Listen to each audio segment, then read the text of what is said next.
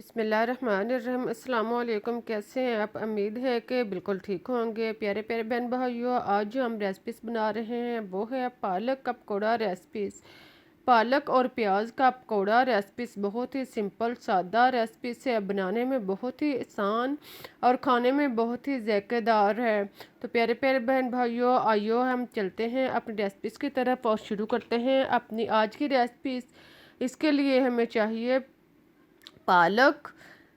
आधी गट्ठी पालक को धोकर साफ कर लें और फिर इसको बारीक काट लें। पालक को इस साइज़ का काटने के बाद अब इसको बाउल में डालें।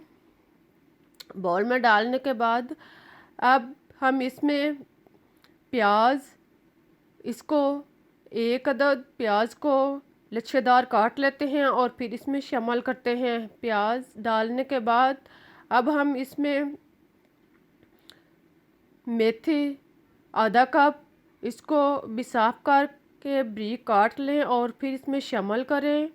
फिर हरा धनिया कटा हुआ आधा कप शामिल करें। हरी मिर्च 3 से 4 अदद डालने के बाद अब हम इसमें बेसन 1 कप शामिल करते हैं। बेसन ज़रूरत के मुताबिक डालने के बाद अब हम इसमें गंदम का आटा 2 चम्मच शामिल करते हैं। बेसन और आटा डालने के बाद अब हम मसाला जार डालना शुरू करते हैं। तो सबसे पहले मैं सुरख मिर्च दानेदार 1 से 1.5 चम्मच इसमें शामिल करते हैं और फिर नमक जायके के मुताबिक यूज़ कर सकते हैं।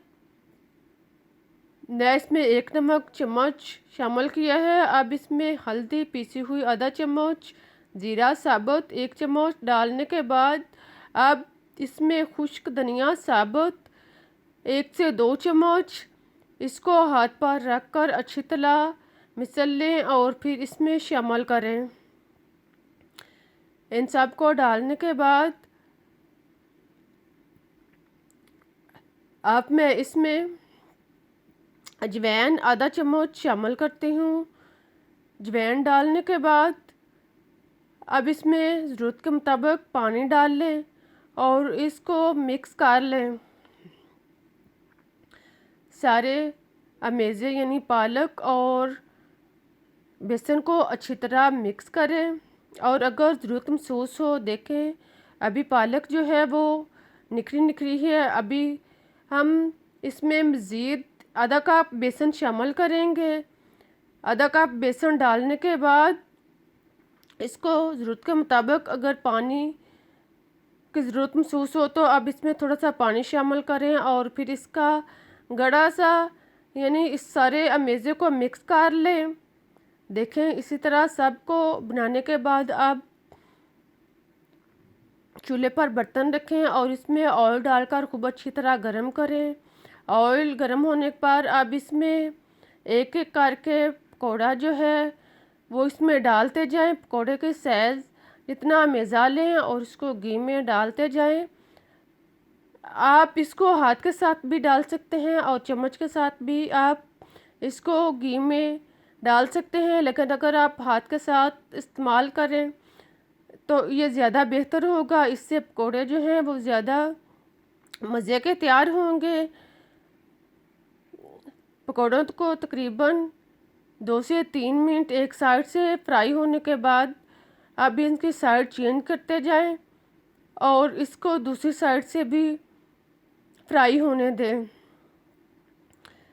थोड़े थोड़े वक्फे के बाद इसको अपनी जगह से हरकत देते जाएं और इनकी साइड चेंज करते जाएं ताकि ये चारों साइड से अच्छी तरह फ्राई हो और अंदर तक डीपली फ्राई हो। इनको नॉर्मल आंच पर अच्छी तरह जो है वो फ्राई करें। जब पकौड़े जो हैं वो चारों साइड से ब्राउन हो जाएं तो इनको निकाल लें।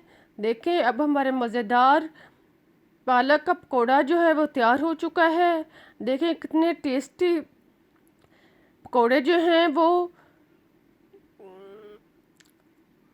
तैयार हुए हैं। अब हम इसको एक बाउल में यानी प्लेट में निकालते हैं और फिर मैं अब इसको तो आपके सामने तोड़कर दिखाती हूँ। आप इसको केचप के साथ या दही की चटनी के साथ, जैसे आप पसंद करें, मज़े के साथ नोश करें।